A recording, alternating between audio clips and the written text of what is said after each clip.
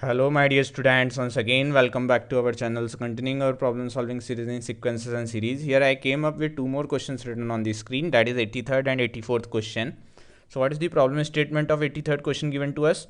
One arithmetic mean A and two geometric means P and Q be inserted between any two numbers, then show that P cube plus Q cube is equal to 2APQ it will be. So let capital A and capital B be the two numbers.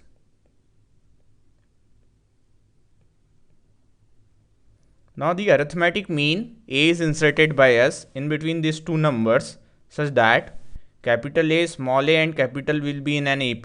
So 2A will be becoming what? Capital A plus capital B. Now guys, we have inserted P and Q in between A and B such that A, P, Q, B is a geometric progression. They told us.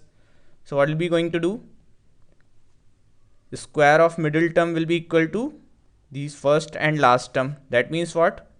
P square is equal to AQ it will be, and Q square is equal to BP it will be, or PB it will be. Now I want what? We want P cube and Q cube. So A P Q it will be becoming, and Q cube will be becoming what? BPQ. Now we have to prove what? P cube plus Q cube.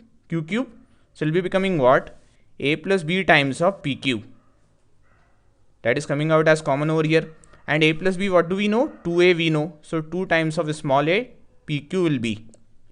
P cube plus Q cube is equal to 2A times of PQ it will be. So guys, this was only to be proven by us. We may write hence beautifully proved. Now let's move on to the next statement. That is the 84th question. So what is the problem statement of 84th question given to us? Let A1, A2, A3 be so on up to AN be arithmetic progression 1 upon A1 dot AN. That is first dot last, 1 upon second dot second last, plus 1 upon third dot third last, and goes on up to n minus 2, goes on up to 1 upon last dot first is given to us. So we'll be going to write it like, guys, we do know one thing, sum of terms equidistant from both the ends in an AP is constant and equal to the sum of first and last term. So we'll be going to write it like 1 upon AN plus 1 upon A1 plus AN it will be. Multiplying and dividing by same thing, we may write A1 plus AN divided by A1 dot AN it will be. Now guys, sum of first and last term will be equal to sum of second and second last term also. So we may write A2 plus AN minus 1 divided by A2 dot AN minus 1 over here. Then sum of third and third last term will be equal to sum of first and last term. So A3 plus AN minus 2 divided by A3 dot AN minus 2 it will be. Goes on up to, finally we'll be writing sum of last term plus sum of first term divided by AN dot A1 it will be. We do know that sum of terms equidistant from both the ends in an AP is constant and equal to sum of first and last term. That we have made use of. This thing we have multiplied and divided. So throughout I have multiplied this thing, and first for one time we have divided by this thing outside the bracket.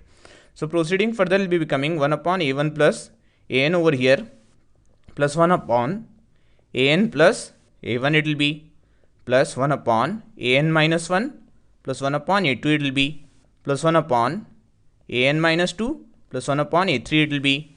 Goes on up to at the end will be what? 1 upon A1 plus 1 upon AN it will be. So guys, we can see everything is coming for 2 times over here. That means what? 1 upon AN is coming for 2 times over here. 1 upon A1 is coming for 2 times over here. 1 upon AN minus 1 will be coming for 2 times. 1 upon A2 will be coming for 2 times. 1 upon AN minus 2 will be coming for 2 times. 1 upon A3 will be coming for 2 times. And the final answer which we had over here, it has each and everything written for 1 time. So that means what? Twice of this thing will be coming. So 2 divided by A1 plus AN multiplied by 1 upon A1 plus 1 upon A2 plus 1 upon A3 goes on up to plus 1 upon AN will be our final answer. Hope you guys would have understood it, would have enjoyed it. Thanks for watching, my dear students.